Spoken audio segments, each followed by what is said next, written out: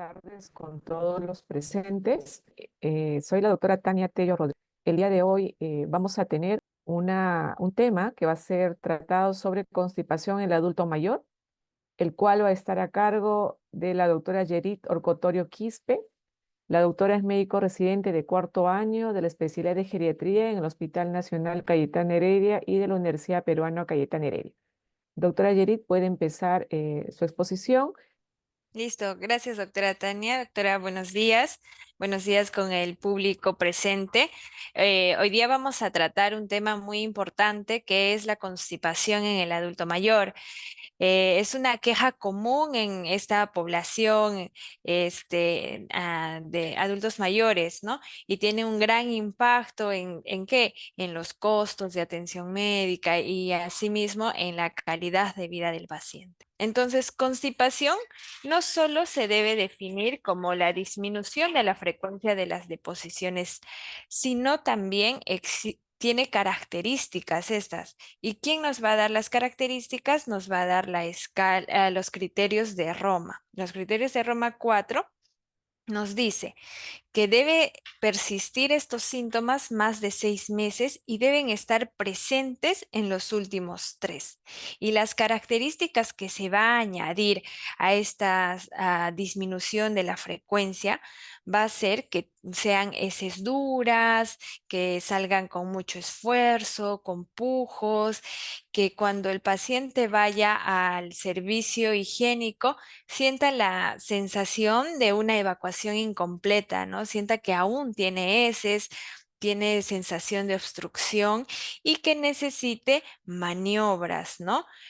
Unas maniobras manuales que es la desimpactación fecal, ¿no? Muchas veces los pacientes o los familiares con el dedo se introducen, ¿no? En el área del recto y jalan las heces, ¿no? Entonces, todas esas características hace que un paciente tenga estreñimiento crónico. Existe una herramienta gráfica que nos permite reconocer los tipos de heces, ¿no? Que realizamos y esto nos va a permitir identificar si tiene heces normales, diarrea o está constipado, ¿no? Y de los cuales el tipo 1, que es en bolitas, mal dicho como en ovejita, entonces es un tipo de heces que pertenece a un paciente con estreñimiento crónico. Y otro son las heces grumosas, ¿no? Como el tipo dado, ¿no? El tipo 3, 4 y 5 son heces normales que son en tipo de salchicha, que idealmente los pacientes deberían tener este tipo de heces, o todos, ¿no? Deberíamos tener este tipo de heces. Y ya las deposiciones líquidas, ahí vienen las diarreas, ¿no? Que ya son líquidas, semisólidas, ¿no? Pero ¿qué pasa, no? ¿Qué pasa? ¿Por qué hay este estreñimiento crónico? ¿Por qué hay constipación? Existe tres medidas, ¿no? Uno del tránsito normal, cuando hay tránsito lento o cuando hay disfunción anorrectal. El tránsito normal se va a deber a la poca ingesta de fibra.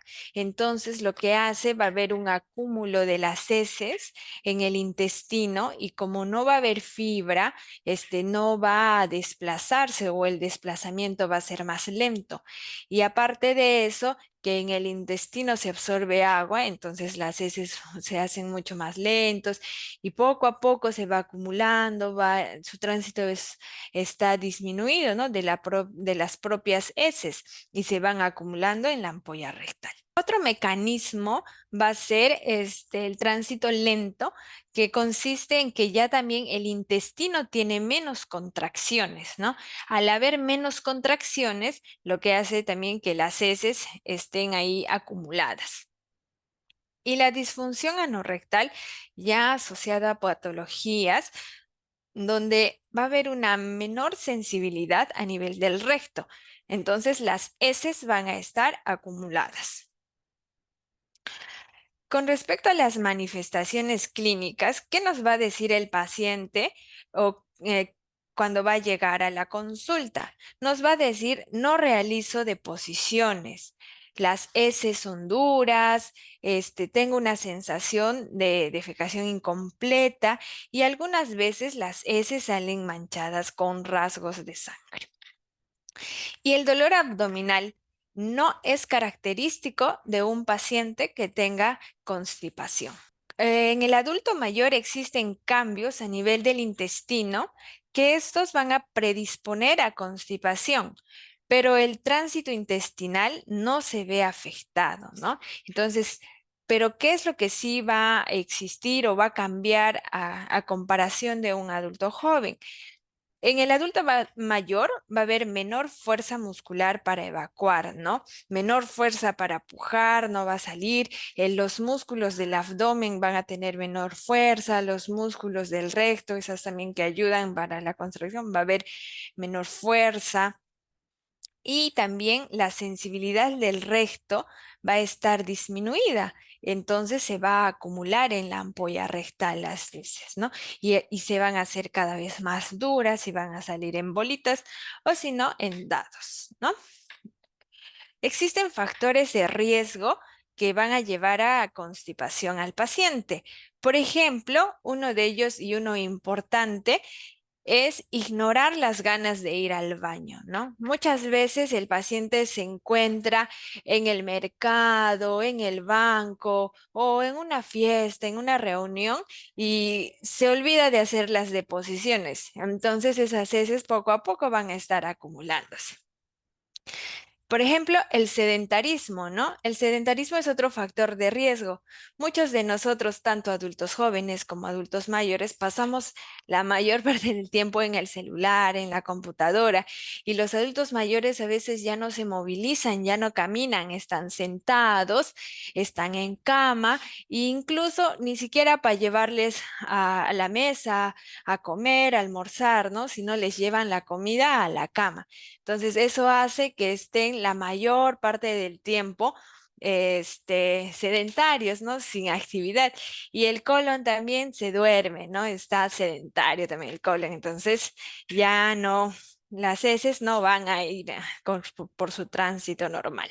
Otro factor es la comida baja en fibra, ¿no? Muchos de nosotros ya no comemos ensaladas, las verduras, pero sí las grasitas, ¿no? Las chatarritas, las hamburguesas, las papitas fritas, los refrescos endulzados, ¿no?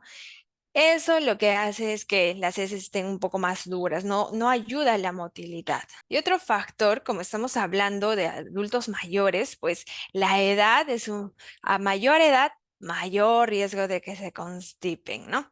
Y entre mujeres y varones, ¿quiénes se constipan más? Las mujeres, ¿no? Y otro síntoma, o sea, la tristeza, la depresión, también es un factor importante que a considerar, ¿no? Cuando uno está constipado, ¿no? Así como nos ponemos tristes, nuestro intestino también se pone triste, entonces ya no se mueve, ya no, ya el tránsito del intestino ya no es normal, ¿no? Y por otra serie, otros mecanismos fisiopatológicos que existen, ¿no? Pero para que sea entendible, más o menos así. Existen enfermedades asociadas que predisponen al estreñimiento. Por ejemplo, el cáncer de colon, ¿no? Bridas y adherencias. Nos referimos a bridas y adherencias cuando los pacientes han sido sometidos a una intervención quirúrgica y esto genera como cicatrices, vamos a decir, ¿no? Y que se pegan en el intestino y que generan un tipo de obstrucción, ¿no?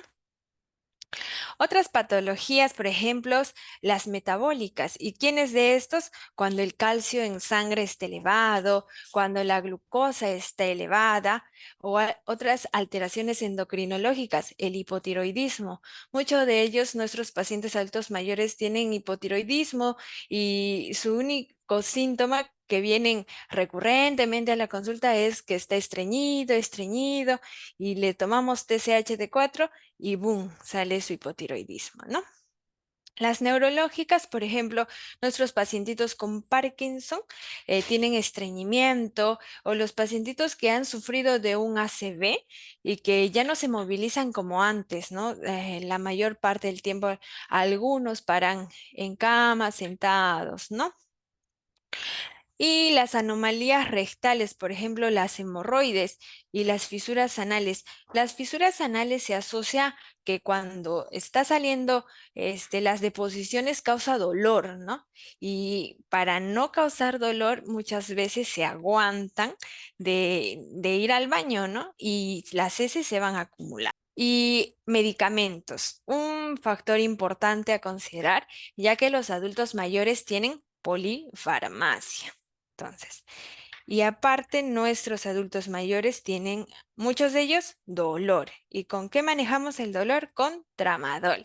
Tramadol, un medicamento que causa este estreñimiento, al igual que la morfina. Adultos con anemia les damos sulfato ferroso y también causa estreñimiento. Y los adultos mayores también que toman su carbonato de calcio, ¿no? Para la osteoporosis, también tienen alto riesgo de tener estreñimiento. Y muchos medicamentos como los que mostramos en la imagen, ¿no? Sucralfato, los que tienen falla, patologías cardíacas, amiodarona, atenolol, como diuréticos furosemida, ¿no? Haloperidol, risperidona y algunos pacientitos oncológicos que usan vincristina, ciclofosfamida, ¿no? Todo eso, se va agregando, ¿no? En el paciente y que va a generarle la constipación. Pero existe hábitos, ¿no? Hábitos que el paciente tiene que aprender y enseñar a su propio cuerpo a qué hora tiene que ir al baño y se sienta, ¿no? ¿Y a qué hora tiene que ser? En la mañana. ¿Por qué en la mañana? Porque ahí están las contracciones fisiológicas del propio intestino. Y esto podemos estimularlo tomando una bebida tibia, ¿no? Entonces, debe ir al baño el paciente, sentarse y también ir al baño cuando tenga la necesidad de ir a defecar. Pero existe una posición adecuada para realizar deposiciones. Tenemos esas dos opciones. Uno que se sienta bien, recto, con los pies en el suelo, y otro que se sienta con un banquito. Lo ideal es sentarse con el banquito. Aproximadamente el banquito tiene que tener 30 centímetros de altura. Esto va a permitir que las heces resbalen, ¿no? Que salga sin esfuerzo. Entonces, esta es la forma ideal para realizar deposiciones. La otra posición no es recomendada. ¿Por qué? Porque no va a resbalar, va a haber un ángulo donde las heces todavía tienen que pasar y ese ángulo como que obstruye la liberación de las heces, ¿no? Otra recomendación es, por ejemplo, la actividad física. La actividad física a nivel del intestino va a ayudar a eliminar los gases y también la distensión abdominal va a disminuir, ¿no? Entonces, un pacientito que está con estreñimiento, recomendarle actividad física, fibra, mejorar la dieta. Eso es lo primero. Entonces, el manejo o las sugerencias que le vamos a dar al paciente viene la fibra. ¿Acompañada de qué? De estilos de vida, que es la actividad física, caminar, al menos 30 minutos al día. Y también, si hay alguna causa o alguna enfermedad de los que hemos mencionado, tratarlas paralelamente, ¿no? Otros medicamentos u otros medios para poder realizar deposiciones son los laxantes, ¿no? Y tenemos dos tipos, los osmóticos y los estimulantes. En un momento les explico. Y otros agentes secretores como la lubiprostona y la prucaloprida, que en el Perú no lo tenemos. Entonces, una medida importante es la dieta. Pero me preguntan, ¿y cuánto de fibra tengo que comer al día? ¿Qué nos recomiendan? Tenemos que consumir 27 gramos de fibra al día, pero ¿qué tipo de fibra? Porque tenemos dos tipos de fibra, solubles y las insolubles. Y las solubles, ¿qué hacen? Atrapan el agua en el intestino y ablandan las heces. Mientras que las fibras solubles aumentan el volumen de las heces. ¿Cuáles son las más recomendadas? Son las fibras solubles. ¿Y en dónde encontramos estas fibras? En la zanahoria, la pera, la manzana, las papas, la avena, las legumbres, ¿no? Y las fibras insolubles, por ejemplo, las semillas, salvado de trigo, frutos secos, verduras de hoja verde. Entonces, tenemos que conocer un poco qué alimentos tienen fibras. Es por eso que traigo esta imagen. Entonces, de todos estos, los frijoles son los que tienen más fibra, por ejemplo, 16 gramos, esto en una medida de 100 gramos, ¿no? Seguida de las almendras, la palta, la frambuesa, la guayaba, las arvejas, el kiwi, el brócoli tiene 2,6, casi igual de la naranja, 2,4 de fibra. Luego tenemos la col, el arroz integral y la avena, ¿no? Entonces, hoy día todos comen sus frijoles, que tienen más fibra. Pero ¿qué pasa si ya la fibra no funciona en mis alimentos, doctora? ¿Qué hago? Entonces, hay medicamentos o preparados que contienen fibras, ¿no? Voy a mostrar, por ejemplo, que estas van a formar la masa de las heces, el psyllium. El psyllium, en esta imagen es la presentación que hay en el mercado, Metamucil, por si acaso no estoy haciendo propaganda, pero ese es el que encontramos en las farmacias. ¿Y cómo debemos tomarlo? 1,5 gramos que viene en su cuchara medidora cada 8 horas, ¿no? La metilcelulosa es otra fibra soluble que la dosis es de 3,5 cada 8 horas. Cada una de estas presentaciones viene con sus cucharas medidoras. Y otra presentación es la dextrina de trigo, que viene también en pote y la dosis que recomiendan es 5,5 gramos cada 8 horas. Pero como todo medicamento, fármaco o preparados, suplementos, ¿no? Trae efectos secundarios. ¿Y cuáles son estos? Que pueden distender un poco el estómago, pueden aumentar, puede haber flatulencias, ¿no? ¿Y qué nos va a ayudar? ¿Para qué o cómo nos va a ayudar esta fibra? Va a formar las heces, lo va a hacer fáciles del tránsito y de poder expulsarlas. No va a haber esfuerzo a la expulsión y la sensación de que uno iba al baño y no completaba de defecar, esa sensación incómoda, eso va a mejorar, ¿no? Va a aliviar. Otra fibra insoluble es el reconocido salvado de trigo. ¿Y cómo debe de consumir el paciente, no? Nos recomiendan una taza al día. Todas estas dosis recomendadas, es de manera general, ¿no? Sin embargo, hay que considerar que cada paciente tiene su propia respuesta, ¿no? Aquí nos recomiendan la literatura que es una taza, pero algunos con 2, 3 cucharas de la fibra en su yogur ya les ayuda y mejora las heces, ¿no? Las hace más blandas y salen sin esfuerzo, ¿no? Entonces es dosis respuesta, paciente dependiente, ¿no? Igual la fibra o el salvado de trigo también causa distensión, causa flatulencia y ojo con aquellos pacientes que consumen calcio y hierro porque va a disminuir su absorción. ¿Y qué pasa si ya he consumido todas las fibras, doctora, y no realizo deposiciones? Entonces, ahí nos vamos a los laxantes. ¿Qué tipos de laxantes había? Les mencioné, estaban los osmóticos y los estimulantes. Dentro de los osmóticos, ahí está la famosa lactulosa, que si muchos pacientes nos están viendo, ellos conocen, ¿no? Porque es lo que recetamos el día a día. ¿Cuánto de lactulosa debo consumir, doctora? Debe consumir entre, la dosis es de 15 a 30 mililitros cada 24 horas o cada 12 horas, según la respuesta del paciente, ¿no? Cómo le vaya, cómo vaya a realizar las deposiciones.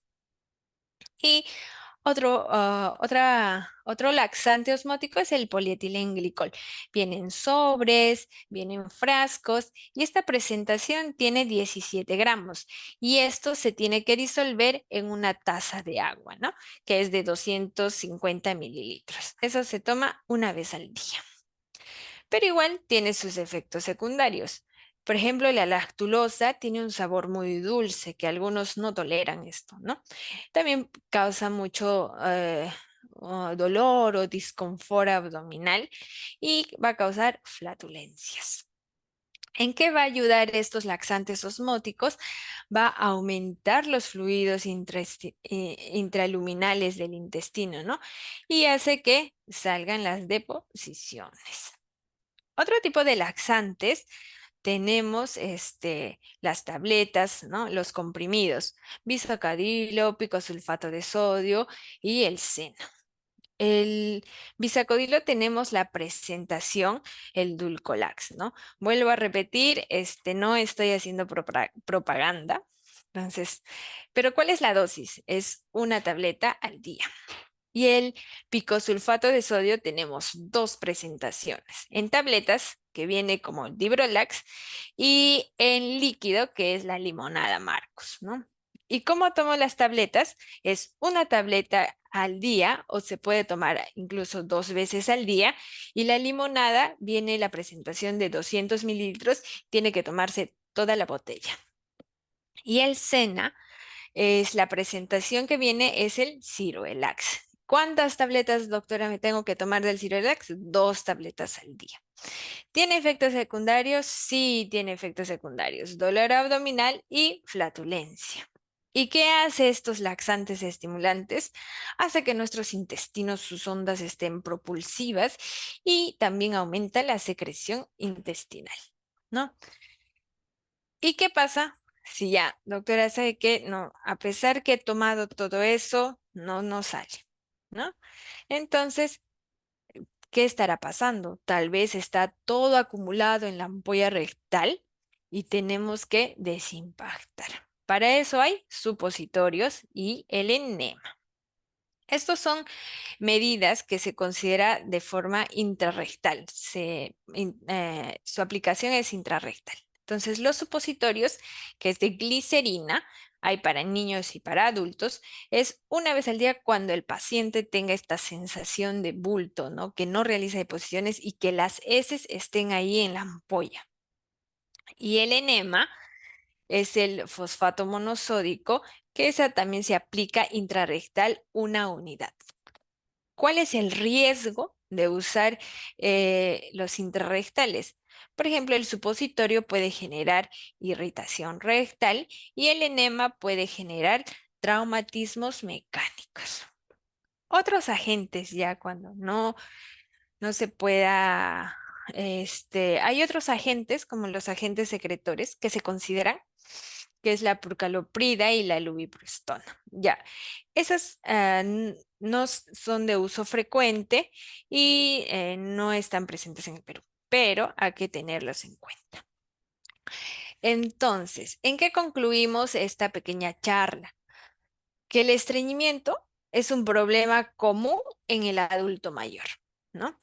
Y se debe mejorar la ingesta de alimentos, así como los alimentos ricos en fibra, así como también promover la actividad física. Y en caso persiste el estreñimiento, buscar causas secundarias como patologías de la tiroides o buscar un cáncer de colon o masas, ¿no? Eso es todo, gracias.